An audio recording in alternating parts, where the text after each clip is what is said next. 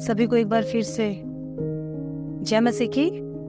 परमेश्वर पिता का धन्यवाद करते हैं कि प्रभु ने मौका दिया, एक नया दिन दिखाया और फिर से एक वचन की नई रोशनी आज वो हम सब पे चमकाने पर है। हम देख रहे हैं कि प्रभु का दास हमें बताना चाह रहा है कि हम इस बात को जाने कि प्रभु ने हमें एक बहुमूल्य विश्वास दिया है। जैसा पतरस को दिया वैसा विश्वास परमेश्वर ने हम सबको दिया है, और ये इसीलिए दिया ताकि हम उस विश्वास को पकड़ के प्रभु की पहचान में आगे बढ़ते जाएं, और जितने हथियार, जितनी जरूरत की चीजें हमें चाहिए प्रभु एक आत्मिक जीवन, एक भक्ति का जीवन जीने के लिए, उन सब का इस्तेमाल करके प्रभु के वायदे को याद करके जो हमें करना है उन कामों को करते हुए। कल हमने देखा पहला अध्याय उसका 11 वचन कि उस उद्धारकर्ता के मसीह के अनंत राज्य में आदर के साथ हमको प्रवेश करने पाए। तो हमें इस बात को समझना जरूरी है कि परमेश्वर के पास एक बहुत बड़ी योजना है हम सबके लिए, और वो योजना सिर्फ पृथ्वी के लिए नहीं, वो पृथ्वी के बाद ही तो शुरू होती है अपने साथ रखने की। और आज हम लोग देखेंगे कि पतरस इस बात को समझ रहा है कि अब वो शायद बहुत जल्दी खत्म हो जाएगा। इसका टाइटल हम देखेंगे 12 से 15 जो आज हम स्टडी करेंगे। तो वो कहता है पतरस का अंतिम वचन, the last words of Peter. पतरस के अंतिम वचन को हम देखेंगे। आइए हम एक बार 12 से लेकर 15 वचन को पढ़ें, और पढ़ने के बाद हम इस बात पे थोड़ा मनन करें। इसलिए यद्यपि तुम ये बातें जानते हो और जो सत्य वचन तुम्हें मिला है उसमें बने रहते हो, तो भी मैं तुम्हें इन बातों की सुधि दिलाने को सर्वदा तैयार रहूंगा। मैं यह अपने लिए उचित समझता हूँ कि जब तक मैं इस डेरे में हूँ तब तक तुम्हें सुधि दिला दिला कर उभारता रहूं, क्योंकि ये जानता हूँ कि मेरे डेरे के गिराए जाने का समय शीघ्र आने वाला है, जैसा कि हमारे प्रभु यीशु मसीह ने मुझ पर प्रकट किया है। इसलिए मैं ऐसा यत्न करूंगा कि मेरे कूच करने के बाद तुम इन सब बातों को सर्वदा स्मरण कर सको। आइए हम एक बार पहले प्रार्थना करें। महान सामर्थ्य जीवित दयालु परमेश्वर पिता, प्रभु धन्यवाद देते हैं और मांगते हैं प्रभु, जब आपकी हुजूरी में हम बैठे हैं प्रभु, तो प्रभु एक आशीषित और आदर्श जीवन जीने के लिए और एक महिमा की मृत्यु के लिए प्रभु मुझे क्या करना है, आज इस वचन से प्रभु मैं सीख सकूं, जान सकूं प्रभु, और तेरी महिमा प्रभु अपने जीवन में प्रभु और इन वचनों के द्वारा कर सकूं। उन्हें दीजिए परमेश्वर, जब हम सीखते हैं समझते हैं प्रभु तेरी इच्छा से प्रभु, जब हम पढ़ने को सुनने को तैयार है प्रभु, तो तेरी महिमा मेरे जीवन में और मेरे जीवन से होती जाए। यीशु मसीह के नाम में मांगते हैं, आमीन। लोगों के सामने बहुत बड़ा प्रॉब्लम है आज की डेट में कि लोग मरना नहीं चाहते हैं। एक स्कूल में एक सर्वे हो रहा था, तो कुछ बच्चों से पूछा गया कि बच्चों डेथ के बारे में आप लोग क्या सोचते हो। तो एक बच्चे ने बोला कि मुझे नहीं पता डेथ के बारे में मैं क्या बोलूं, लेकिन मुझे लगता है कि प्रभु ने हमारी डेथ के बारे में, हमारे मरने के दिन के बारे में हमें नहीं बताया, क्योंकि जैसे मेरी मम्मी को अच्छा लगता है ऐसे प्रभु को भी शायद मुझे सरप्राइज देना अच्छा लगता हो। बहुत सारे लोग ऐसा व्यवहार करते हैं इस दुनिया में जैसे उनको लगता है कि वो कभी मरेंगे ही नहीं। बड़ी बड़ी डींगे आते हैं, बड़ी बड़ी बातें करते हैं। कल मैं देख रही थी कुछ ऐसे कोट्स को, और मैं देख रही थी उसमें मैंने कुछ चीजें नोट डाउन की है, मैं जरूर आपके सामने पढ़ूंगी। कुछ लोग बड़ी डींगे आते हैं। मैं एक कोट्स देख रही थी, किसी ने अपने स्टेटस पे लगाया था, आदतें बुरी नहीं शौक ऊंचे हैं हमारे, वरना किसी ख्वाब की औकात नहीं कि हम देखें और पूरा ना हो जाए।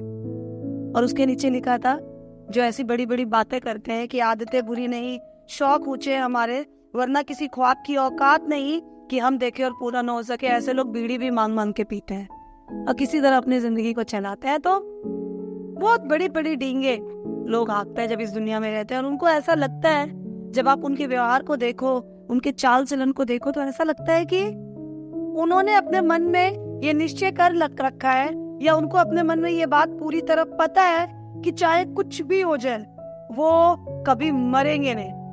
वो एक ऐसा व्यवहार लोगों के सामने शो करते हैं जैसे वो मरेंगे नहीं। वो इतनी बड़ी बड़ी बातें करना, लोगों को डरा कर रखना, धमका कर रखना। कुछ लोग नशे में डूबे हुए हैं, उनको डर नहीं है मृत्यु का। उनको ये भी नहीं पता कि वो इस दुनिया में आए क्यों और वो इस दुनिया में से जाएंगे क्यों। उनको ये भी नहीं पता कि उनके जीवन जीने का मकसद क्या है। बस काटे जा रहे हैं, जिए जा रहे हैं।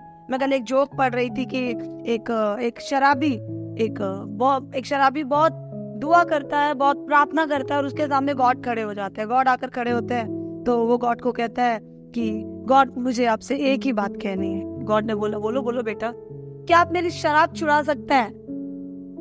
गॉड ने बोला बेटा मैं कुछ भी छुड़ा सकता हूँ, शराब छुड़ाना तो मेरे लिए बहुत छोटी सी बात है। तो उसने बोला मेरी 40 पेटी शराब पुलिस थाने में पड़ी हुई है, प्लीज छुड़वा दीजिए। लोगों को कुछ ही नहीं पता वो क्यों जिए जा रहे हैं, क्यों मरे जा रहे हैं, क्यों आगे बढ़ते जा रहे हैं। हमको समझ में आना जरूरी है, हम लोगों की तरह नहीं सोच सकते। मैं और आप विश्वासी हैं, मैं और आप जानते हैं, यिर्मयाह नबी की पत्री बताती है माँ के गर्भ में रचने से पहले उसने मुझे और आपको चुना है। वजह संहिता बताती है कि माँ के पेट में बड़ी भयानक रीति से उसने मेरे हड्डी हड्डी की रचना की।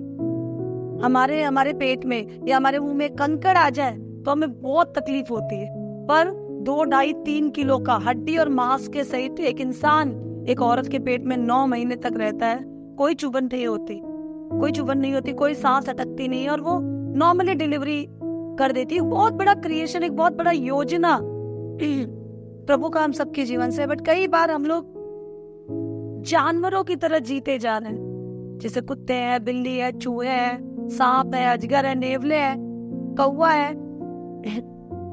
हम वैसे ही अपनी लाइफ को चलाए जा रहे हैं। हम कई बार ठहर के सोचते ही नहीं है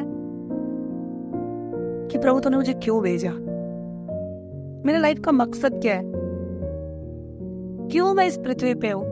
बहुत सारे लोग जिन्होंने सोचा वो लोग कहीं पार निकल गए। बहुत सारे लोगों को मैं देखती हूँ बर्थडेज बड़े ग्रैंड तरीके से सेलिब्रेट करते हैं। पिछले कुछ टाइम से बहुत ग्रैंड बर्थडे सेलिब्रेट करना हमने यहाँ थोड़ा कम कर दिया, क्योंकि लोग पागल हो जाते हैं, उनको पता भी नहीं वो क्यों सेलिब्रेट कर रहे हैं। एक्चुअली देखा जाए, वास्तव में देखा जाए तो लोग इसलिए सेलिब्रेट करते हैं कि या मेरे आज पैदा होने का दिन है। एक्चुअली वो पैदा होने का दिन नहीं है, वो मौत की तरफ 1 साल और हम आगे बढ़ गए। राइट। बहुत सारे लोगों को सेंस नहीं पता, बर्थडेज मनाते हैं, कुछ लोग मरना ही नहीं चाहते। मैं सुन रही थी कुछ दिनों पहले हमारे प्रधानमंत्री, एक्स प्रधानमंत्री, भूतपूर्व प्रधानमंत्री पंडित स्वर्गीय श्री पंडित जवाहरलाल नेहरू जी के बारे में। उन्होंने कहा था कि जब मैं मर जाऊंगा तो मेरी राख को पूरे भारत में फैला देना, हेलीकॉप्टर से पूरे भारत में फैला देना, क्योंकि मैं मरना नहीं चाहता, मैं लोगों के दिलों में जीना चाहता हूँ। हम अभी पिछले दिनों पतरस की पत्री पढ़ रहे हैं, तो हमने पतरस की पत्री में बहुत गहराई से एक बात देखी कि नीरो राजा वो जीना चाहता था और उसको किसी ने बताया कि जो रोमन साम्राज्य की पुनर्स्थापना करेगा, फिर से बनाएगा, वो राजा सदा काल के लिए जिएगा। आपको मालूम है, इसलिए नेरो ने अपने ही राज्य रोम में आग लगवा दी। और जब लोग उस पर इंक्वायरी करने लगे तो वहाँ के भोले वाले विश्वासियों पे उसने इल्जाम लगा के उन्हें सताना शुरू किया, उन्हें सजा देना शुरू किया उस काम के लिए जो काम नेरो ने किया था। इच्छा यही थी, अपने ही लोगों को उसने मरवा डाला। इच्छा यही थी कि मुझे कभी मरना नहीं है। मिस्र में हम अभी जाए तो मिस्र में अभी भी ये कल्चर है, वहाँ के लोग डेथ बॉडी को एम्बाम करके बहुत सारे सुगंधित द्रव्य और बहुत सारी मेडिसिन आयुर्वेदिक चीजें लगा के डेड बॉडी को रख देते हैं, क्योंकि उनको ये लगता है कि एक समय आएगा हम जी उठेंगे, इसलिए डेड बॉडी को खत्म नहीं करना। जीते रहने की इच्छा सब में है, लेकिन हमको ये बात पता नहीं है कि हम इस शरीर में बहुत लंबे टाइम तक जिएंगे नहीं। सबके पास एक लिमिटेड टाइम है। इसीलिए प्रभु के वचन अगर हम अलग अलग तरीके से पढ़े तो वो हमें एक ही बात सिखाती है कि हम इस बात को समझे कि परमेश्वर ने हमारे जीवन के लिए एक मकसद रखा है और हम आज नहीं तो कल मर ही जाएंगे, हम खत्म हो ही जाएंगे। अगर हम सबोपदेशक पढ़े, सुलेमान के बारे में पढ़े, तो सुलेमान ने बार बार पूरे सबोपदेशक की पत्री मृत्यु और जीवन के बीच की कहानी है। वो बार बार कहता है कि जीवन से भला है मृत्यु। अगर आप एग्जैक्ट वचनों को कोट करके पढ़ेंगे तो उसमें साफ साफ लिखा हुआ है कि फ्यूनरल पे जाना, बरियल पे जाना, किसी के अंतिम संस्कार में जाना, किसी के बर्थ में जाने से ज्यादा बेहतर है। क्यों? इसलिए बेहतर है क्योंकि हम वो इस एक स्टेज को छोड़ के आगे मूव कर गया है, वो आगे बढ़ गया है। प्रभु के अभिषिक्त दास लोग बड़ी बड़ी बातें मृत्यु के बारे में कह गए, यहाँ तक कि एक ही भजन जिसमें मूसा ने अपने अपने डिजायर को शो किया है। भजन संहिता 90 उसमें मूसा कहता है, मूसा की प्रार्थना है, मूसा कहता है मुझे अपने दिन गिनने की ताकत दे। आप महान लोगों को जब देखेंगे तो उन्होंने जीवन से ज्यादा मृत्यु को इम्पोर्टेंस दिया। वो मृत्यु को इम्पोर्टेंस को जानकर, और उनको ये बात पता थी आज नहीं है तो कल मैं मर जाऊंगा, और इस बात को जानते हुए पूरे अटेंटिवनेस, पूरे अलर्टनेस के साथ उन्होंने अपने जीवन को जिया। आंख बंद करके वो नहीं चले, क्योंकि उनको पता है हम कल जिएंगे नहीं जिएंगे श्योर नहीं है, पर हम कल मर जाएंगे ये बात हमारे लिए श्योर एंड सर्टेन है। इसीलिए अजीजों, आज की जो हम पत्री पढ़ने जा रहे हैं वो हमें एक ही बात बताती है कि अगर आप अपने आप को मसीह कहते हैं, अगर आप अपने आप को प्रभु का जन कहते हैं, अगर आप अपने आप को यीशु का चेला कहते हैं, तो आपको एक बात समझ में आना जरूरी है कि आप किस तरीके से अपने जीवन को जिएंगे, क्या टारगेट से अपने जीवन को जिएंगे, और आपके मरने का कारण क्या होगा। कल मैं एक प्रभु के एक दास, पॉलीकार्प नाम के एक प्रभु दास है, उनकी स्टोरी पढ़ रही थी। जब ये सारे सताव का समय था, रोमन इतिहास में ये कहानी है सताव की। जब ये सताव का समय चल रहा था, प्रभु के 12 चेलों में से किसी चेले का मित्र था, शायद यूहन्ना का मित्र। ये बहुत गहराई से यूहन्ना के और चेलों के कामों को देख रहा था। देखते हुए इसने अपनी सेवा शुरू की, और 86 साल की उम्र में, 86 इयर्स की उम्र में रोमन जो सैनिक लोगों ने इसे पकड़ लिया। उनको ना मसीहियों को सताने में बहुत मजा आता था। 86 इयर्स में पॉलीकार्प को जब पकड़ा गया, पकड़ने के बाद पॉलीकार्प को बोला गया, देख तेरे पास एक रास्ता है, तू कैसर को, सीजर को कह कि सीजर मेरा राजा है, वही मेरा गुरु है, मैं यीशु के पीछे नहीं चलूंगा। तू ये कह, हम तुझे छोड़ देंगे, हम गारंटी देते हैं हम तेरे साथ कुछ बुरा नहीं करेंगे। इसने कहा कि अपने जीवन के 86 साल मैंने जिस परमेश्वर के साथ गुजार दिए, जिसकी मैंने सेवा की, जिसने मेरे साथ कभी धोखा नहीं दिया, आज अपने उम्र के 86वें साल पे, 90 के करीब आते आते मैं उस विश्वास योग्य परमेश्वर के साथ विश्वासघात नहीं करूंगा, मैं उसका इनकार नहीं करूंगा। तब रोमी लोगों का गुस्सा और भड़क गया और इन्होंने डिसाइड किया कि इसको आग में जलाकर मार ही देंगे। और उन्होंने कहा कि देखिए तेरे सामने आग है ना, हम इसी में तुझे जलाकर मारेंगे। तो उसने कहा, वो हंसा। 86 साल का एक बूढ़ा आदमी, पॉलीकार्प प्रभु का दास, हंसा। हंसने के बाद बोला, तुम मुझे इस 1 घंटे 2 घंटे की आग से जला रहे हो, डरा रहे हो, जो मेरी चमड़ी को जला देगी, पर तुम्हें ये नहीं पता मैं जिस आग से बचा हुआ हूँ वो अनंत काल तक जलने वाली आग है। Can you imagine? अपने डेथ की कोई परवाह नहीं है, उनके पास एक पर्पस था। वो डेथ के बाद के जीवन को देख सकते थे, हम देख सकते हैं क्या? या अगर हमें देखना है तो हम कैसे देखें? कैसे एक मसीह का जीवन होना चाहिए, कैसे एक मसीह की मृत्यु होनी चाहिए, कैसे हम प्लान करें अपने लाइफ को इस बात को जानते हुए कि आज नहीं है तो कल मुझे मरना ही है। यही जवाब आज पतरस हमें 12 से लेकर 15 वचन तक देता है। इस सारे सवालों का जवाब पतरस कहता है, इसीलिए फॉर दिस रीजन, अगर आप इंग्लिश में पढ़ेंगे, यद्यपि तुम ये बातें जानते हो और जो सत्य वचन तुम्हें मिला है उसमें बने रहते हो, तो भी मैं तुम्हें इन बातों की सुधि दिलाने को सर्वदा तैयार रहूंगा। मैं यह अपने लिए उचित समझता हूँ कि जब तक मैं इस डेरे में हूँ तब तक तुम्हें सुधि दिला कर उभारता रहूं, क्योंकि मैं ये जानता हूँ कि मेरे डेरे के गिराए जाने का समय शीघ्र आने वाला है, जैसा कि हमारे प्रभु यीशु मसीह ने मुझ पर प्रकट किया। इसलिए मैं ऐसा यत्न करूंगा कि मेरे कूच करने के बाद तुम इन सब बातों को सदा सर्वदा याद रखो। पर पतरस कहता है, इसलिए, किस लिए? इसलिए कि बहुत जल्दी मेरे जीवन में एक ऐसा टाइम आएगा, आपके जीवन में ऐसा टाइम आएगा, 11वां वचन बताता है कि उद्धारकर्ता यीशु मसीह के अनंत राज्य में आदर के साथ प्रवेश करने पाओगे। तुम्हारे पास एक बहुत ब्यूटीफुल प्लेस है, तुम्हारे पास एक बहुत ब्यूटीफुल टारगेट है, एक बहुत बेहतरीन वायदा है, और जिसने ये वायदा किया है वो सच्चा है। तो जब आदर के साथ उसके राज्य में तुम प्रवेश करने पाओगे, ये बात पक्की है। इसलिए जो सत्य वचन तुम्हें मिला है उसमें बने रहते हो। तुमको पता है कि आज नहीं है तो कल तुम जाओगे यहाँ से। ये लॉन्ग टाइम, एवरलास्टिंग बॉडी नहीं है हमारे पास, एवरलास्टिंग स्पिरिट है, हमारी आत्मा हमेशा के लिए है, बट ये शरीर आज नहीं है तो कल जर्जर होकर गिर जाएगा। अगर आप इस पूरे 12 से 15 वचन तक पढ़े तो पतरस हमें अपने जीवन को कैसे जीना है और हमें अपने मृत्यु को कैसे स्वीकार करना है, इस बात को समझाने के लिए 3 बातें हमें बहुत अच्छे से करने के लिए कहता है। उसमें पहली बात यह है कि अगर तुम ये जानते हो कि तुम मसीह के जन हो और तुम्हें पता है तुम्हारे लिए जीना मसीह मरना लाभ है, तो ये 3 काम करते हुए तुम अपने जीवन में आगे बढ़ो। याद रखना, आदर के साथ, उद्धार के बाद आदर के साथ महिमा में प्रवेश करने के लिए परमेश्वर का बेटा तुम्हारा इंतजार कर रहा है। और वो 3 काम में से पहला काम है, हर समय हम अपनी मृत्यु को अपने माइंड में लेकर चले।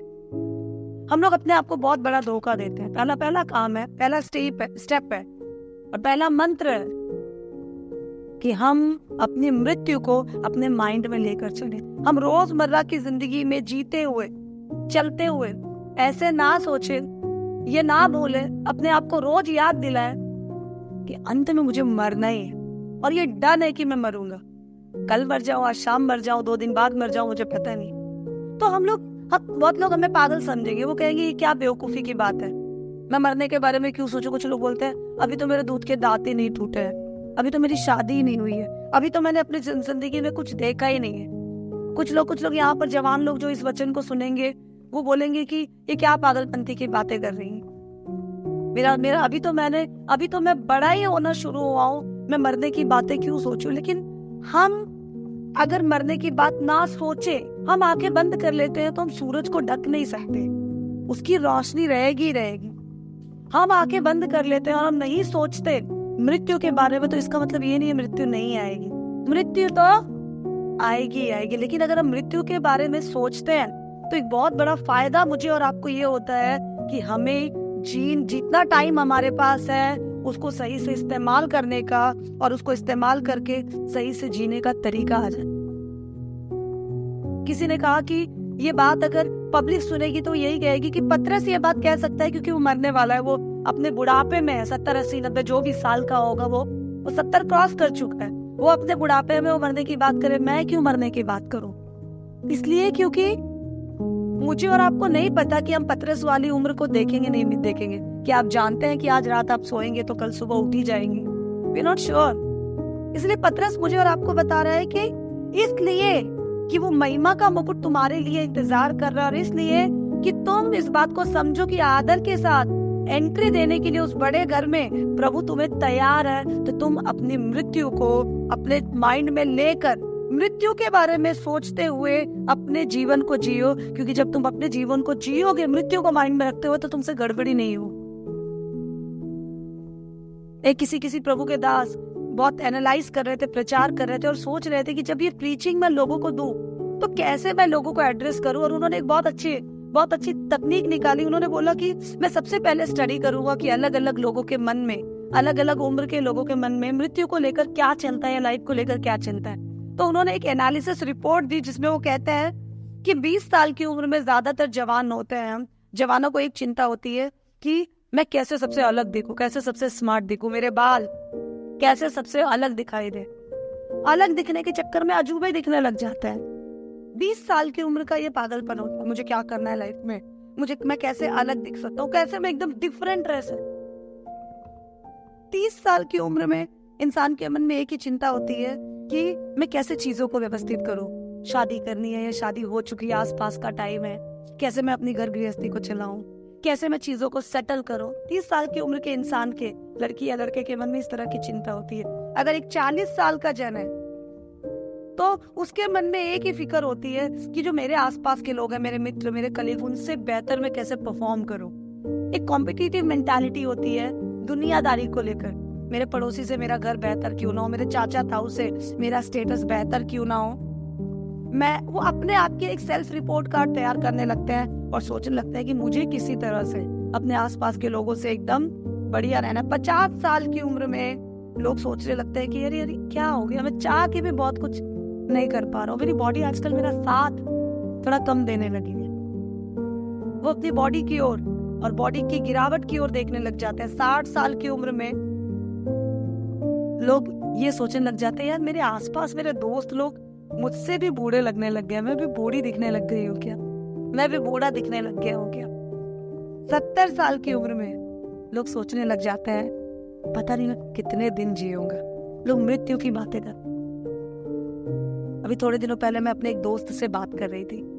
उनके पिताजी 80 साल के हैं और मैं उनसे कह रही थी कि डॉक्टर ने उनके पिताजी के लिए कहा कि आपको अपने पिताजी को धूप देना बहुत जरूरी है। आप अपने पिताजी को धूप में क्यों नहीं बिठाते, क्यों नहीं उनको मौका देते कि वो थोड़ा सनलाइट ले, दोस्तों के साथ उठे बैठे। तो मैंने कहा यार डॉक्टर सही तो कह रहा है, तुम क्यों नहीं अपने पापा को दोस्तों के साथ उनके बैठने देते। बोले कैसे बैठने दूं, मेरे पापा 80 साल के हैं और मेरे पापा के सारे दोस्त खत्म हो चुके हैं जो आसपास रहते हैं।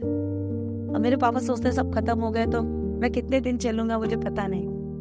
और जो इक्के दुक्के हैं, किसी को लकवा हो गया है, कोई ऑलमोस्ट पूरी तरह बेड पे है, कोई बस मरने वाला है। तो 70 के बाद की उम्र हम केवल मृत्यु के बारे में सोच सकते हैं। इसीलिए अभी मैंने चर्चा की थी, अगर हम लोग समुपदेशक पढ़े, प्रभु का वचन बताता है, इसीलिए अच्छा है कि हम जीवन से ज्यादा मृत्यु के बारे में सोचें।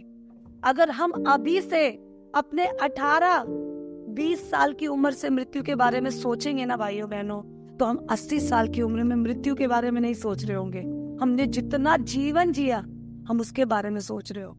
मैं अक्सर देखती हूँ लोग प्लान करते हैं कि मैं एक काम करूंगा, मैं पहले एक पढ़ाई पूरी करूंगा, पढ़ाई पूरी करने के बाद मैं जॉब करूंगा, मैं पैसे कमाऊंगा, मैं शादी करूंगा, शादी करने के बाद मैं घर बनाऊंगा, घर बनाने के बाद बच्चों को सेटल करूंगा, बच्चों को सेटल करने के बाद मैं अपना जीवन जीऊंगा।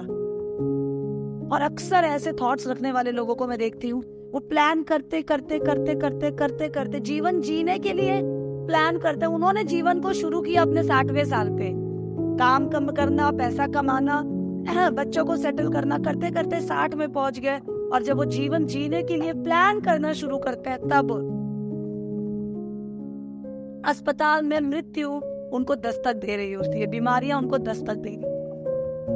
इसीलिए सुलेमान अपनी पत्री में हमें कहता है कि जीवन से अच्छा है मृत्यु, बर्थडे से अच्छा है डेथ डे। किसी के जन्म के समारोह में जाने से बहुत अच्छा है किसी के मृत्यु के लास्ट स्टेप में जाए, जब वो यहाँ से रुखसत हो रहा है, विदा हो रहा है, अलविदा कह रहा है संसार। और पतरस मुझे और आपको ये सिखाना चाहता है कि अगर हम चाहते हैं कि हम अपने उम्र के 20 साल बाद, 30 साल बाद इस संघर्ष का सामना ना करें कि मैंने अपने जीवन में क्या किया, यार मेरा जीवन ऐसे ही खराब हो गया।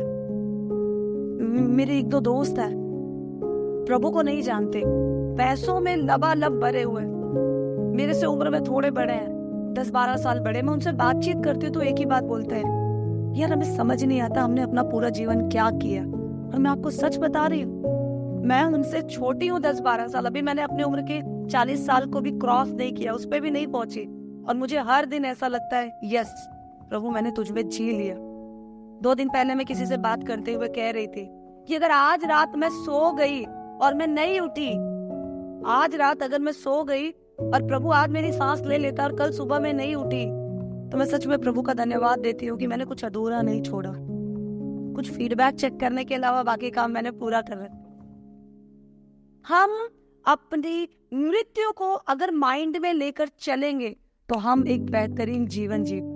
हम अगर जीवन की कल्पना करते हुए आगे बढ़ेंगे तो हमें पता भी नहीं चलेगा मृत्यु कब हमें आके दबोच लेगी। तो पतरस इस 4 वचन से 12, 13, 14, 15 4 वचन में एक बात हमें सिखाना चाहता है कि अगर तुम एक बेहतर जीवन जीना चाहते हो तो तुम अपनी मृत्यु को माइंड में लेकर चलो। जब हम मृत्यु को माइंड में लेकर चलेंगे ना दोस्तों, तो हमारे हर एक समय को बहुत अच्छे से इस्तेमाल करेंगे, बहुत बारीकी से इस्तेमाल करेंगे, क्योंकि मृत्यु के विचार हमारे जीवन के रियलिटीज को देखने में मदद करेंगे। वो हमारे आंखों के बहुत सारे पर्दे को खोल देंगे। हम बेवकूफियों की प्लानिंग, बेतुकी बातें, बेतुके ख्वाब हम नहीं देखेंगे।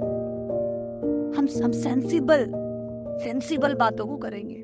आप देखिए, मान लीजिए आप एक वकील के पास जाते हैं और वो वकील आपसे कहता है कि मैं तुम्हें 1 घंटा दूंगा और इस 1 घंटे के लिए मैं 10,000 रुपए चार्ज करूंगा। 1 घंटे के लिए 10,000 रुपए चार्ज करूंगा।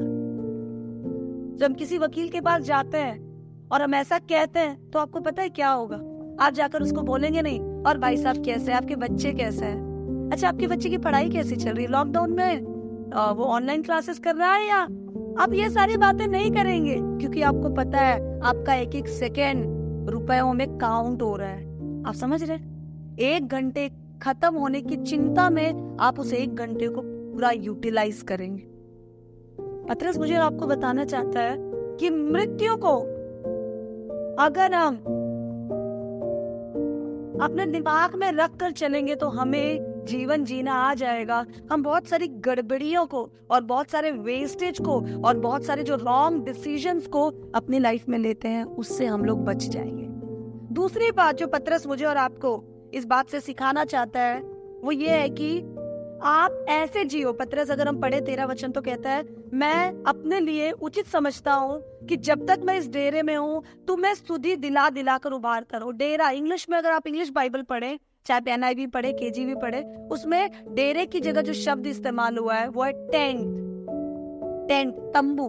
मैं जब तक अपने इस तंबू में हूँ, मैं सोच रहा हूँ मैं तुम्हें स्तुति दिला दिला कर सब कुछ याद कराता रहूं। पतरस जो दूसरी बात मुझे आपको सिखाना चाहता है वो ये है कि हर समय अपने मृत्यु को मन में रखकर चलो, और जब तुम मृत्यु के बारे में सोचते हुए आगे बढ़ते हो, प्लान करते हो अपने जीवन को, तो याद रखना, तुम इस बात को माइंड में रखना कि तुम एक टेंट में रहते हो। आपने, मुझे पता नहीं आप लोग कैंपिंग वगैरह पे गए हैं कि नहीं, आपने कभी टेंट में रात गुजारी है कि नहीं। पिछले साल 2 साल पहले हम पूरी टीम मिलकर यहाँ से पहाड़ों की तरफ टेंट लेकर गए थे। अपनी टेंट की वहां लेकर जाएंगे और वहां हम रहेंगे। बहुत ठंडा मौसम था। कुमाऊं गढ़वाल की पहाड़ियों पे हम थे, और वहां पहाड़ी पे जब अंधेरे में हमें कुछ मिला नहीं, एक जगह मिली, उस जगह पे हम सब लोगों ने अपना अपना टेंट लगाया। टेंट लगाने के बाद टेंट के अंदर हम लोग जाकर लेट गए। थोड़ी देर बहुत एंटरटेनिंग लगा, बहुत मजा आ गया, मस्त लग रहा था। It was good. हम लोगों ने एक चटाई सा कुछ डाल लिया अंदर, और डालने के बाद उसमें लेट गए। और जैसे बचपन में हम टेबल के ऊपर कपड़ा डाल के मेरा घर तेरा घर खेलते थे, घर खेलते थे, वैसी एक फीलिंग हो रही थी। और आपको पता है बार बार जो टेंट हमने लिया था, उस टेंट के ऊपर छोटी सी जाली थी, मच्छर अंदर ना आए। और उस जाली से जब मैं तारों को देख रही थी, मुझे ऐसा लग रहा था जैसे मैं अपने बचपने में पहुंच गया। I was enjoying a lot। एक दिन टेंट लगा लिया, दूसरे दिन आते हुए एक नदी किनारे हमने टेंट लगाया, और नदी किनारे टेंट लगाया तो रात भर एक ही फिक्र थी कि ये नदी किनारे सांप वाप ना आ जाए, क्या होगा पता नहीं। वहां शीत चढ़ रही थी, ठंड चढ़ रही थी बॉडी में।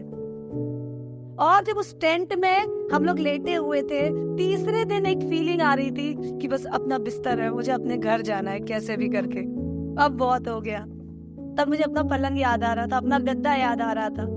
वहां नहाने के लिए प्रॉपर सुविधा नहीं दिख रही थी, तो अपना बाथरूम याद आ रहा था। पतरस कहता है कि मैं जब तक इस डेरे में हूँ, तुम्हें याद दिला कर एक बात कहना चाहता हूँ कि तुम जब अपने जीवन को और अपने मृत्यु को यादगार रखना चाहते हो, एक मीनिंगफुल, एक मकसद वाला जीवन, एक मकसद वाली मृत्यु की तरह देखना चाहते हो, तो इस शरीर को ये समझो जैसे एक टेंट है।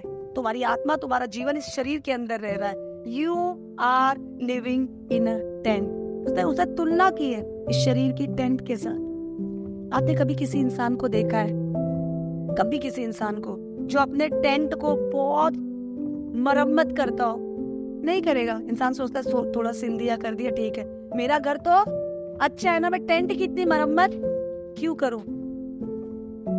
प्रभु एक्चुअली मुझे और आपको ये बात सिखाना चाहता है कि हम जब यहाँ रहते हैं, शरीर में रहते हैं, तो हम इस बात को जाने क्या फर्क है। क्यों टेंट यहाँ कह रहा है प्रभु? क्योंकि टेंट टेम्पररी होता है और हमारा जो पक्का मकान है वो परमानेंट होता है।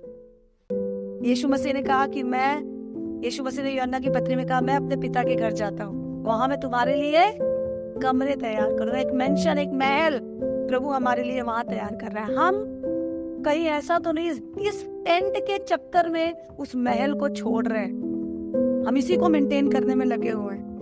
पतरस चाहता है कि इस डेरे में जब हम रहे तो हम इस बात को याद रखें कि हमारा जीवन एक सक्सेसफुल जीवन हो और हम उस महल में पहुंच पाए। तो हमें हर वक्त जानना जरूरी है कि ये बहुत बेसिक है, इसको जितना नॉर्मल हम रख सकते हैं हम अपने शरीर के लिए उतना नॉर्मल सोचे, उतना कम सोचे। टेंट पे ज्यादा मेहनत करके कोई फायदा नहीं है, क्योंकि आज नहीं है तो कल ये कपड़े का हो या लेदर का हो या प्लास्टिक का हो, ये फटेगा ही फटेगा। हमारा ये शरीर प्लास्टिक का नहीं है, मिट्टी का है। आप देखिए कि किसी इंसान की मृत्यु हो जाती है, आप उसे जमीन पे ऐसे ही छोड़ दीजिए, 3-4 दिन बाद जमीन पे आपने ऐसे ही रखा है तो भी उसकी पीठ वगैरह की स्किन सब घुल जाएगी, दिखाई नहीं देगी, क्योंकि ये मिट्टी इस असली मिट्टी के साथ क्या होती है, घुल जाती है, मिल जाती है। 2 या 3 दिन भी जिस टेंट को आत्मा निकलने के बाद संभाल के नहीं रख सकते, प्राण निकलने के बाद संभाल के नहीं रख सकते, पतरस कहता है इसको मेंटेन करने के लिए बहुत मेहनत मत करो। जब इस डेरे में तुम लोग हो तो तुम इस बात को सोचो कि ये एक टेम्पररी शेल्टर है, तुम ताकि तुम इस डेरे का, इस शरीर का इस्तेमाल करके प्रभु के उस भलाई के काम को कर सको। एक टेम्पररी जगह दी है प्रभु ने, एक टेम्पररी हथियार दिया है यह शरीर तुम्हारे लिए। इस शरीर में जब तुम्हारी आत्मा रहती है, तुम्हारा प्राण रहता है, तो उस प्राण को ये शरीर जब दिया गया इस्तेमाल करने के लिए, तो ऐसे इस्तेमाल करो कि एक टेम्पररी जगह है तुम्हारे लिए। इसके बाद तुम्हारे प्राण को निकल के कहीं और जाना है, तुम्हारी आत्मा को निकल के प्रभु की उपस्थिति में जाना है। तो जब तक ये डेरा सही सलामत है, फट नहीं जाता, तब तक पूरी तरह इस डेरे का तुम इस्तेमाल कर सको प्रभु के काम के लिए, प्रभु की भलाई के लिए। क्योंकि तुम्हारे काम इस बात को डिसाइड करेंगे कि तुम्हें वो मेंशन, वो महल जो स्वर्ग में तुम्हारे लिए तैयार है, वो चाहिए या तुम्हें इसी टेंट में रहना। पतरस कहता है कि जब यहाँ रह रहे हो तो एक माइंडसेट रखो कि मुझे यहाँ पर कुछ समय रहना है, इसके बाद मुझे वहीं पर जाना है। हम पौलुस को अगर देखें तो कुरिन्थियों की पत्री में पौलुस ने हमें बहुत अच्छे से इस बात को सिखाया है। पौलुस बार बार इस बात को कहता है, इसमें ये मिट्टी का बर्तन, आपने देखे पौलुस इस शरीर को मिट्टी का बर्तन कहता है। मिट्टी के बर्तन क्यों कह रहा है? क्योंकि मिट्टी का बर्तन टूट जाएगा थोड़े टाइम बाद, खसक जाएगा थोड़े टाइम, बह जाएगा थोड़े टाइम बाद। इस मिट्टी के बर्तन पे हम मन ना लगाए। इस मिट्टी के बर्तन के अंदर जो खजाना है हमारी आत्मा, हम उसके अंदर मन लगाए। कुछ लोग अपने डेरे को बहुत मेंटेन करने लगते हैं। जब जुर्रिया पड़ने लगती है तो स्पेशल पार्लर ट्रीटमेंट करा के इसे उठाने की कोशिश करते हैं। इसके धागों को, ये जो हमारे बाल है, नीले पीले काले गुलाबी करने लग जाते हैं ताकि हमारा टेंट बहुत खूबसूरत दिखे। कितना भी खूबसूरत बना ले आप इसको, जिम जाकर कितने भी बाइसेप्स निकाल ले आप, 70-80 साल की उम्र में वो समय आएगा, 100% आएगा, जब खुद थूकने के बाद हाथ से निकाल कर फेंकना पड़ेगा। थूक भी हमारी आज्ञा नहीं मारेगी, दूर तक नहीं जाएंगे। एक समय आएगा जब हमें अपने पैरों को उठाने के लिए बोलना पड़ेगा, अरे बेटा कोई आके पैर तो हिला दो।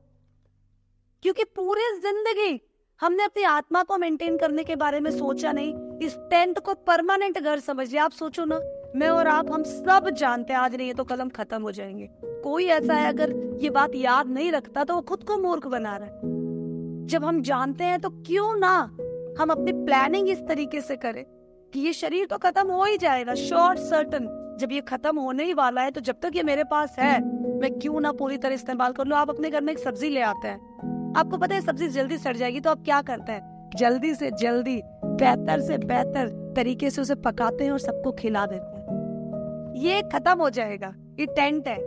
हम जो शॉर्ट टाइम हमारे पास है, जब तक ये फटा नहीं है, जब तक ये जर्जर नहीं हुआ है, इसका जितने अच्छे से हम इस्तेमाल कर सकते हैं इस्तेमाल कर ले, क्योंकि कल के दिन ये हमें इस्तेमाल करने मिलेगा नहीं मिलेगा, हम इस बात को जानते नहीं। हम ज्यादा दुर्लम खान बनने की कोशिश ना करें, हम अपने आप को ज्यादा बली बनाने की कोशिश ना करें। आज की रात अगर प्रभु मेरी और आपकी जान ले ले तो आपको पता है कल मुझे आप नाम से नहीं पुकारेंगे। आप में से कोई नहीं कहेगा कि दीदी को ले आओ, आप बोलेंगे बॉडी को ले आओ। दीदी को दफनाओ आप नहीं बोलेंगे, आप कहेंगे बॉडी को दफनाओ। इस समय आप प्रेम से गले लगाने के लिए मेरे करीब आते हैं। जैसे ही इस टेंट में से, इस डेरे में से प्रभु अपनी आत्मा खींच लेगा और ये प्राण छोड़ देगा, मैं आपको बता रही हूँ, आप अपने बच्चों को मुझसे दूर रखेंगे। आज बहुत सारे लोग बोलते हैं क्यों नहीं आप मेरे बच्चों को अपने पास रख लेती, क्यों नहीं मेरी बेटी को कुछ टाइम अपने पास रख लेती, मेरे बेटे को आप थोड़ी देर समझाते, क्यों नहीं। आप ही लोग इस डेरे में से जब ये प्राण निकल जाएगा तो अपने बच्चों को कहें, अरे पास मत जा, दूर हो जा। हाँ, आप इसकी वैल्यू समझिए, कुछ भी नहीं, इट्स यूजलेस स्टफ। प्रभु कह रहे हैं इस टेम्पररी डेरे के चक्कर में तुम अपने परमानेंट घर के साथ खिलवाड़ मत करो। कोई ऐसा इंसान दुनिया में आपने देखा है, कोई ऐसा देखा है जो हीरा बेच के कौड़ी के दाम का सोना मिट्टी लोहा खरीदता? कोई नहीं करेगा। लोग लोहा बेच के हीरा खरीदते हैं, हीरा बेच के कोई लोहा नहीं खरीदना चाहता अगर वैल्यू की बात करें तो।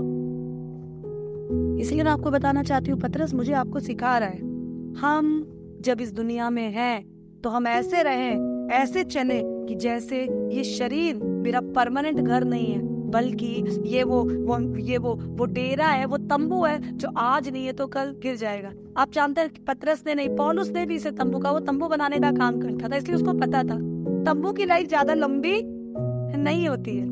आज नहीं है तो कल लकड़ियां सड़ जाएंगी, ट्रक से गिर जाएगा वो।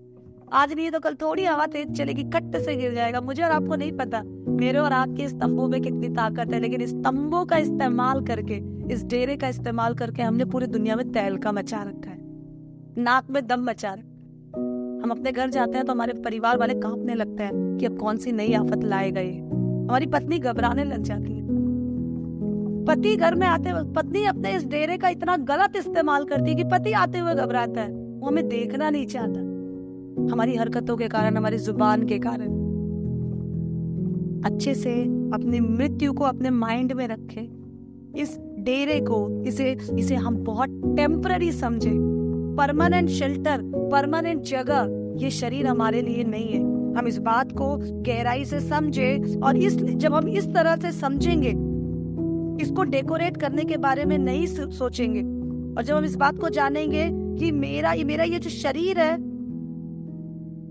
ये केवल घर है थोड़ी देर के लिए, मेरी आत्मा के लिए, मेरे प्राण के लिए, उससे ज्यादा इसका कोई अस्तित्व नहीं है, तो मैं अपने आत्मा को सही जगह पर पहुंचाने के लिए इसका इस्तेमाल कर लूं।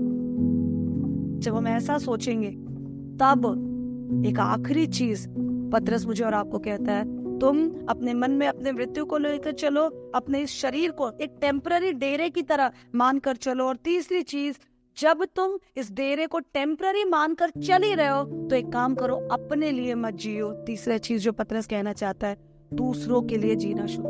अगर आप इस पत्री को पढ़ेंगे, पहले ही चैप्टर में 4 बार पतरस ने तुम्हारा, इंग्लिश में आप पढ़ेंगे तो your, for it is for your benefit, your करके, तुम्हारा करके वो सर्वनाम पतरस ने यूज किया है। 11 बार के आसपास पतरस कहता है तुम, तुम्हारा। आप देखिए, हम अगर इसके 13 वचन को 12-13 कोई पढ़े तो पतरस कहता है तुम ये बातें जानते हो, तुम्हें मिला है, तुम्हें इन बातों की सुधि दिलाता हूँ मैं, कि जब तुम्हें सुधि दिलाकर उबारता हूँ कि मेरे गिराए जान जैसा हमारे प्रभु यीशु मसीह के प्रकट हुआ है, कि इन सब के बाद सर्वदा तुम इन बातों को स्मरण कर सको। पतरस बार बार तुम्हारा, हर चीज वो दूसरों के लिए कर। प्रभु ने हमें ये टेंट, ये जीवन इसलिए दिया है ताकि इसका इस्तेमाल हम दूसरों को प्रभु की ओर लाने के लिए, और दूसरों की भलाई के बारे में सोचने के लिए, और दूसरों को उठाने के लिए कर सके। पतरस ने यही काम अपने पूरे जीवन भर किया, और पतरस ने इस काम को 2 तरीके से किया। पहला तरीका, वो लोगों को बार बार प्रभु की टीचिंग्स को याद दिलाता था। यहाँ पे भी पतरस कह रहा है, मैं तुम्हें स्मरण दिला रहा हूँ, मैं तुम्हें सुधि दिला रहा हूँ। पतरस जहाँ जाता था, जिनसे मिलता था, मैं तुम्हें सुधि दिला कर ये बात बताना चाहता हूँ। पौलुस भी यही कहता है, मुझे ये बात प्रभु से पहुंची और मैंने तुम्हें भी पहुंचा दी, कि प्रभु यीशु जिस रास्ते को पकड़वाया गया उसने रोटी ली, जैसा उसने किया तुम भी करो, जैसा मैं मसीह चाल चला ऐसे तुम भी मेरी सी चाल चलो। बार बार दूसरों के लिए जीना है। तो जो पहला स्टेप इन दासों ने किया वो ये था कि वो बार बार प्रभु की बातों को स्मरण दिलाते थे। मैं और आप इस डेरे का इस्तेमाल करते हुए लोगों को क्या याद दिलाते हैं? उनकी कमियां, उनके पुराने पाप, उनको गिराने वाली बातें, या हम मसीह की शिक्षाओं को उन्हें याद दिलाते हैं? तो पतरस पहली चीज जो लोगों के सामने करता था वो ये था कि वो प्रभु की बातों को उन्हें याद दिलाता था। मैं कल आपसे डिस्कस कर रही थी कि एक स्टडी बताती है कि जब कोई किसी बात को सुनता है तो 25% तक की बातें उसके माइंड में रहती है, पर अगर कोई उस बात को सुनता है और देखता है तो 45% तक वो बातें दिमाग में रहती है। लेकिन कोई इस बात को, किसी भी बात को सुनता है, देखता है और उसको करता है तो 70% तक वो बातें उसके दिमाग में रहती है। तो पतरस और प्रभु के दास लोग कोई मैनेजमेंट कोर्स नहीं किए थे, उन्होंने कोई MBA नहीं किया था, उन्होंने साइकोलॉजी का कोर्स, मनोविज्ञान का कोर्स नहीं किया था, बट प्रभु की आत्मा ने उन्हें सिखाया था। इसीलिए वो लोगों को बोलते थे, फिर याद दिलाते थे, फिर दिखाते थे, फिर उनके सामने वैसा जीते थे।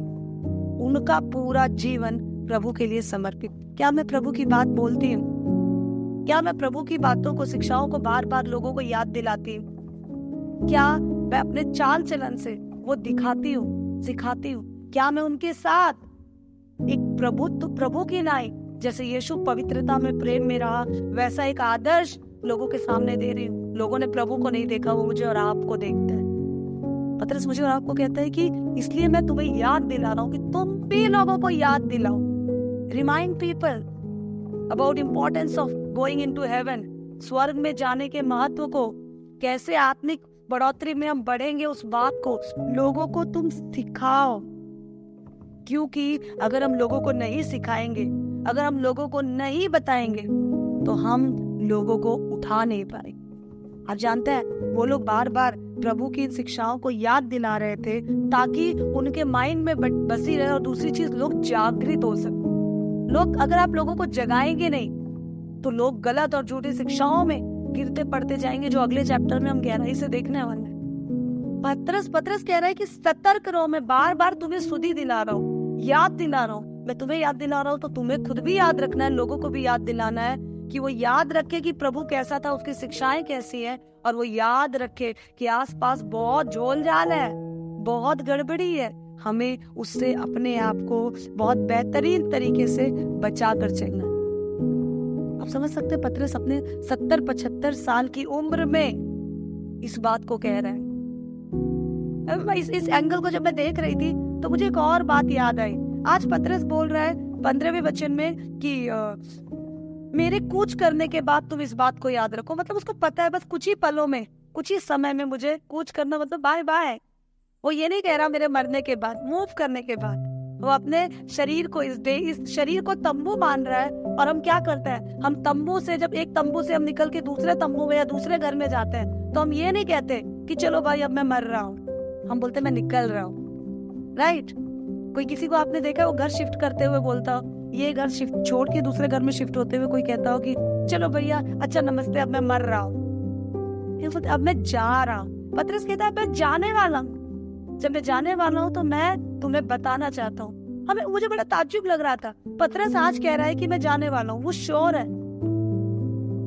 कैद में है वो, पर वो श्योर है। लेकिन अगर हम प्रेरितों की पत्री पढ़े, उसके दोस्त को गला काटकर मार दिया गया, वो जेल में है, और उसको ये पता है अगले दिन मुझे क्या किया जाएगा, मुझे भी मरवा डाला जाएगा, क्योंकि जेल में मुझे रखा है इसलिए क्योंकि अगले दिन मेरा नंबर है। उस दिन वो आराम से सो रहा था। आज वो अपने जाने की बात कह रहा है, पर उस दिन वो आराम से सो रहा था। आप जानते हैं उस दिन वो आराम से सो रहा था, उसको क्यों पता था कि कल मैं नहीं मरूंगा? क्योंकि यूहन्ना नबी की पत्री 21 अध्याय 18 वचन में प्रभु की एक बात पतरस को याद थी। हम लोग एक बार देखेंगे। मैं तुझसे सच सच कहता हूँ, जब तू जवान था तो अपनी कमर बांधकर जहाँ चाहता था वहाँ फिरता था, परंतु जब तू बूढ़ा होगा तो अपने हाथ फैलाएगा और दूसरा तेरी कमर बांधकर जहाँ तू ना चाहेगा वहाँ तुझे ले जाएगा। यस, पतरस को प्रभु ने, यीशु ने कहा कि जब तू बूढ़ा होगा तब जो तुझे जहाँ चाहिए ले जाएगा। तू जवान है तो तू अपने तरीके से चलेगा। जब पतरस प्रेरितों की पत्री में जेल में था ना, तो वो जवान था, उसको पता है मेरे प्रभु ने कहा मैं बूढ़ा होकर मरूंगा। इसीलिए वो निश्चिंत था कि मेरे प्रभु ने कहा है तो वो पूरा होगा। मुझे किसी राजा से, किसी हेरोदा से, किसी कैसर से डरने की जरूरत। वो निश्चिंत सो रहा था। मैं और आप क्या ये बात कर पाएंगे? क्योंकि उसको अपनी मृत्यु का पता था। His death was very much in his mind। मैं और आप अपने जीवन को लेकर इतने पॉजिटिव हैं, हम कहीं ना कहीं अपने आप को रोज हम ऐसे शो करते हैं कि जैसे हमें तो पता ही नहीं है जी कि हम मरेंगे भी कभी। हमें तो मृत्यु का पता ही नहीं है जी, हम तो इसके बारे में जानते ही नहीं है जी, हम तो इससे पूरी तरह अछूते हैं जी। हमारी आंखें बंद करने से अंधेरा नहीं हो जाएगा। पतरस मुझे और आपको इस वचन के जरिए सिखाना चाहता है कि आज नहीं है तो कल मैं और आप मरेंगे। हमारे लिए जरूरी है कि हम सलीके से मरे और सलीके से जिए। हम सलीके से नहीं जिएंगे तो हम सलीके से नहीं मरेंगे। मेरे लिए और आपके लिए सोचना जरूरी है कि मेरी और आपकी मृत्यु के बाद हम अपने पीछे जो मुझे और आपको देखते हैं उनके लिए क्या लेगेसी, क्या शिक्षा, क्या आदर्श छोड़ कर जाएंगे। मैंने पिछले दिनों वो जोक कहा था कि एक पास्टर जी एक आदमी के, एक भाई के डेथ में आए, और डेथ में जब आए तो वो भाई बहुत बेकार था, बहुत खड़ूस था। उसने पूरी जिंदगी बहुत बदतमीजियां मचाई, लोगों को बहुत तंग किया, तमीज का कोई काम नहीं किया, अपने बीवी बच्चों का जीना मुश्किल कर रखा था, हर चीज में जबरदस्ती, हर चीज में बुराई। लेकिन जब डेथ हुई, सारी कलीसिया इकट्ठा हुई, प्रभु के दास आए, आने के बाद प्रभु के दास उनके लिए प्रार्थना करने लग गए और बोलने लग गए, बहुत अच्छे इंसान थे ये, बहुत भलाई के काम किए इन्होंने, हमें बहुत शौक है कि ये जा रहे। कोई रो नहीं रहा, और प्रभु के दास कह रहे हैं हमें बहुत शौक है कि ये जा रहे हैं, प्रभु इनको स्वर्ग प्रदान करे। इनकी आत्मा जब यहाँ से निकलती तो सीधे एंट्री मारे स्वर्ग के अंदर। इनके भलाई के कामों को हम हमेशा याद रखें। बहुत देर तक उनकी वाइफ सुनती रही। उसके बाद उनकी वाइफ ने अपने बेटे को कोनी मार के कहा, ये बेटा जरा ये खोल के देख, तेरे पप्पा ही है कोई और है, हम किसी गलत कब्र के सामने तो नहीं आ गए। ऐसा हमारा जीवन, हम कैसे कह सकते हैं कि एक सक्सेसफुल जीवन था और हमारी मृत्यु एक आदर्श, अभिषेक और महान मृत्यु है, अगर मेरे मरने के बाद पूरी दुनिया रो रही है पर मैं सेलिब्रेट कर रही हूँ।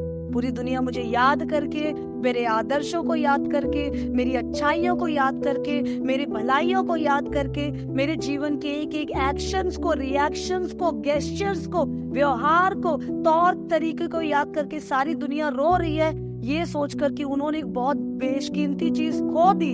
और मैं ये सोचकर, इस डेरे को तो मैंने छोड़ दिया, लेकिन मेरी आत्मा ये सोचकर खुश हो रही है कि मैं अब एक बेशकीमती चीज पाने जा रहा हूँ। मैं जब रहा तो ये मेरा डेरा लोगों के लिए बेशकीमती रहा, लेकिन अब जब मैं नहीं रहा तो वो घर एक बेशकीमती जो मेरे लिए है, मुझे मिलने वाला। जब हम इस तरीके से जिएंगे तब मैं और आप कह सकते हैं कि हमने एक सही जीवन को जिया। पौलुस कहता है मैंने अपनी दौड़ को पूरा किया। पतरस यहाँ पर कहता है, मैं 15 वचन में कहता है, इसलिए मैं ऐसा यत्न करूंगा कि मेरे कूच करने के बाद तुम इन बातों को सर्वदा स्मरण रखो। मैं चाहता हूँ कि तुम याद रखो कि कैसे मैं तुम्हारे साथ था, तुम याद रखो कि कैसे प्रभु ने मेरे जीवन में काम किया, तुम याद रखो कितने बड़े बड़े कामों को प्रभु ने मेरे जीवन में कराया, तुम याद रखो कि प्रभु अपने वायदे से कभी नहीं टला, तुम याद रखो कि प्रभु हमेशा अपने लोगों के आगे आगे चला, तुम याद रखो कि मेरी कमजोरियों में मेरा प्रभु बल की नाई प्रकट हुआ। तुम याद रखो कि मैं जो एक औरत के सामने प्रभु को इनकार कर गया, जब वो प्रभु का आत्मा मुझ पर आया तो मैं हजारों के सामने प्रभु को स्वीकार करने लगा। तुम याद रखो मैं मछलियां पकड़ते पकड़ते मरा जा रहा था, लेकिन आज मैं प्रभु के अभिषेक के लिए, उसके मिशन के लिए, उसके मकसद के लिए, प्रभु की भक्ति के लिए मारा जाने वाला हूँ। और आज 2000 साल बाद करीब मैं और आप we are rejoicing in his death. हम उसकी डेथ को एक लेगेसी, एक बहुत बड़ी विरासत की तरफ, एक बहुत बड़े आदर्श मृत्यु की तरह देख रहे हैं। आज पतरस के जीवन को, ये पत्री दोनों जब हम पढ़ रहे हैं, एक एक पल को जब हम देखते हैं तो ऐसा लगता है कि जीवन की शिक्षा है उसके अंदर, क्योंकि वो अपनी मृत्यु को अपने माइंड में रखकर चलता था, क्योंकि वो अपने घर को, अपने शरीर को मेंटेन करने के बारे में, इसको खिलाने, इसको पिलाने, इसको संवारने, इसको दिखाने, इसको संभालने, इसका जतन करने, इसके बारे में नहीं सोचता था। वो उस डेरे के बारे में चिंता करता था जो स्वर्ग में यीशु मसीह ने वायदा किया और उसके लिए तैयार है। वो दूसरों के लिए जीता था। तुम तुम्हारा तुम्हारे लिए, तुम तुम्हारा तुम्हारे लिए। और इसलिए उसने एक बहुत बड़ी लीगेसी, एक बहुत बड़ा साम्राज्य एक तरह से मेरे और आपके लिए छोड़ दिया। क्या मैं और आप अपने मृत्यु को अपने माइंड में लेकर चलते हैं? क्या मुझे और आपको अपने जीवन का मकसद पता है, या मैं में ही चले जा रहे हैं? किसी ने कहा हर दिन सुबह उठते वक्त ये सोच कर उठो कि आज शाम मैं खत्म हो जाऊंगा। हम खत्म नहीं होंगे। किसी को आपने देखा है, लोग अपनी डायरी मेंटेन करते हैं, 8 बजे उठना, 9 बजे ब्रेकफास्ट, 10 बजे मीटिंग, 11 बजे चैटिंग, 12 बजे डेथ। कोई ऐसे शेड्यूल नहीं बनाता, क्योंकि हमको पता ही नहीं है, हमको पता ही नहीं है। लेकिन पतरस, प्रभु का दास और प्रभु के लोग मुझे और आपको सिखा रहे हैं, तुमको पता नहीं है इसलिए हल्के में मत लो। तुमको पता नहीं है इसलिए हर दिन सुबह उठकर प्लान करो कि प्रभु आज की शाम, अगर मेरी आखिरी शाम है तो मुझे क्या क्या पूरा करना है, कैसे कैसे पूरा करना है। क्योंकि जब हम डेथ को माइंड में लेकर चलेंगे तो हम फालतू की चीजों में टाइम वेस्ट नहीं करेंगे। We will have a reason to live, हमारे पास जीने के लिए एक कारण होगा। You live well so that you may die well, अच्छे से जियो ताकि अच्छे से मर सको। मैं अक्सर लोगों को कहती हूँ, जीने के लिए प्लानिंग करने के चक्कर में लोग रोज मरते हैं। जीने की प्लानिंग के चक्कर में लोग रोज मुश्किलातों से गुजरते हैं और मरते हैं। मृत्यु को ध्यान में रख के जीना शुरू कीजिए। आप जिस दिन मृत्यु आएगी केवल उस दिन मरेंगे, पूरी जिंदगी आप जिएंगे। ये श्योर है, हम आज नहीं है तो कल खत्म हो जाएंगे, पर हम खत्म होने के लिए शुरू नहीं हुए। जहां दुनिया खत्म होती है वहां मसीहियत शुरू होती है। हमारे बेस्ट डेज यहाँ पर नहीं, हमारे बेस्ट डेज आने वाले। पतरस को पता है, वो बड़े आराम से अपने मृत्यु के बारे में कह रहे हैं। वो बड़े आराम से अपने जाने के बारे में, अपने कूच करने के बारे में कह रहे हैं। क्या मैं और आप इतने आराम से अपने कूच करने वाली बात को वेलकम कर पाएंगे? क्या जैसे पतरस ने, इतिहास बताती है, पतरस ने कहा कि मेरे प्रभु को आप लोगों ने सीधे सूली पर टांगा, मुझे उल्टे टांगिए ताकि मैं उनके कदमों को चूमते हुए इस दुनिया से कूच कर सकूं, रुखसत हो सकूं। क्या इतने ब्यूटीफुली हम मृत्यु को लेते हैं। एक मसीह मृत्यु से नहीं डरता, क्योंकि मृत्यु उसके लिए अंत नहीं, मृत्यु उसके लिए शुरुआत है। पर क्या जितना समय मुझे और आपको मिला है, हम एक अच्छी शुरुआत के लिए बिता रहे हैं? आपके सामने बहुत लोगों की कब्रें आपने देखी होगी, बहुत लोगों की कब्रें नहीं है तो आप लोग जाया कीजिए। मैं आपको बताऊंगी, हम यहाँ वहां जाते हैं, गार्डन्स में, पार्क्स में, आप कब्रिस्तान जाया कीजिए। कब्रिस्तान जाएंगे, देखेंगे रेगुलर, तो आपको पता चलेगा मेरा अंत यही है। जब मुझे यही आना है तो यहाँ आने से पहले जो कुछ मुझे करना है मैं अच्छे से कर लूं। बहुत सारे लोग इस वचन को शायद सुनेंगे तो बोलेंगे क्या बकवास है, पर मुझे पता है बहुत सारे लोग बदल जाएंगे। उनको पता चलेगा कि उनकी लाइफ एक वेस्ट लाइफ नहीं है, निरर्थक नहीं है, ऐवे ही नहीं है। हमेशा अपनी मृत्यु को अपने मन में लेकर चले। इस डेरे को टेम्पररी डेरा समझे, शरीर को तंबू समझे। केवल दूसरों के बारे में सोचे, दूसरों के बारे में जिए। प्रभु ने मुझे और आपको सोशल वर्कर बनने के लिए नहीं बनाया। एक सोशल वर्कर बेईमान हो सकता है, एक मसीह बेईमान नहीं हो सकता। हम मसीह है तो हमारे जितनी समाज सेवा कोई करेगा ही नहीं, क्योंकि प्रभु का वचन बताता है कोई तुझसे कपड़ा मांगे, कुर्ता मांगे तो तू उसको दोहर भी दे दे। हमारा जीवन प्रभु और प्रभु के लोगों के लिए इस्तेमाल की वस्तु बन जाए। प्रभु का वचन बताता है जब धातु से मैल निकाल दी जाए तो वो सुनार के काम की वस्तु बन जाए। हम अगर मैल लगा हुआ धातु है तो हम प्रभु के हाथों में खुद को रखे, उस मैल को निकालने दें। हम बेहतर जिए ताकि हम बेहतर मर सके, हम बेहतर चले ताकि हम बेहतर विदा हो सके। Let's live with a reason, let's create a purpose, an object for our life. अपने जीवन के लिए एक अच्छा मकसद बना ले। लोगों की नजरों में ये पागलपंती है, हमारी नजरों में ये प्रेम है। लोगों की नजरों में ये बेहूदगी और बेवकूफी है, हमारी नजरों में ये मसीहियत है। प्रभु के गधे कहलाना संसार के समझदार कहलाने से बहुत अच्छा है। लोगों के चश्मे से अपने आप को मत देखे भाइयों बहनों, प्रभु के चश्मे से देखना शुरू करें। 11 वचन बताता है, आदर के साथ मुझे और आपको स्वीकार करने के लिए परमेश्वर का बेटा तैयार बैठे। आइए एक ऐसा जीवन जिए मृत्यु को मन में रखते हुए कि मेरी और आपकी मृत्यु, मेरा और आपका जाना एक यादगार बाय बाय हो जाए, एक यादगार फेयरवेल हो जाए इस टेंट से, इस जगह से, इस डेरे से। आज नहीं है तो कल जाना है। Let's live a reasoned life. आइए एक कारण सहित, एक उद्देश्यपूर्ण, एक लक्ष्य से भरा हुआ, विलक्ष्य नहीं, लक्ष्यहीन नहीं, एक लक्ष्य से भरा हुआ जीवन हम जिए, ताकि सारी दुनिया रोए लेकिन हम आनंद मनाए। क्योंकि प्रभु का दास प्रभु के वचन में कहता है, प्रभु में सदा आनंदित रहे, ताकि जब हम जाए तो लोग कह सके वो प्रभु का जन। और जब हम जाए तो प्रभु कह सके, आ मेरे बेटे मैं तेरा इंतजार कर। आइए हम अपनी आंखों को स्वर्ग में बैठे महान सामर्थ्य जीवित दयालु पिता, सच में जैसे तेरे दास मूसा ने कहा, प्रभु आज मैं तुझसे मांगती हूँ प्रभु कि तू मुझे अपने दिन गिनने की ताकत दे प्रभु। तू मुझे अपने दिन गिनने की बुद्धि दे प्रभु। मैं संसार से डरती हूँ प्रभु, क्योंकि मुझे मरने से डर लगता है। मुझे आज इस वचन से इस बात को सिखा मेरे पिता कि मृत्यु मेरे लिए नई शुरुआत है। तेरे दास पतरस बड़े ही खूबसूरती से प्रभु अपने कूच करने की बात को कह रहा है प्रभु, यहाँ तक कि प्रभु अपने मृत्यु से भी वो तेरे जीवन का प्रचार कर रहे हैं प्रभु। Let my death be used for your glory Lord.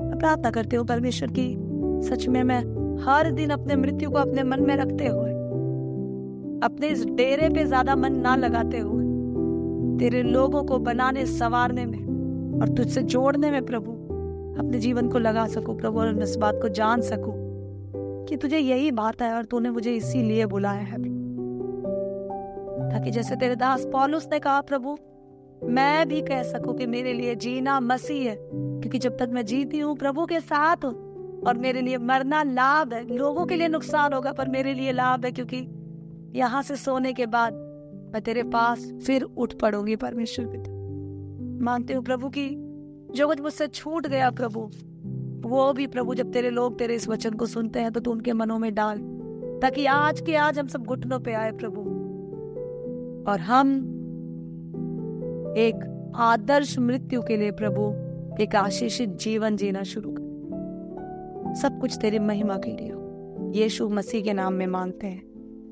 आमीन।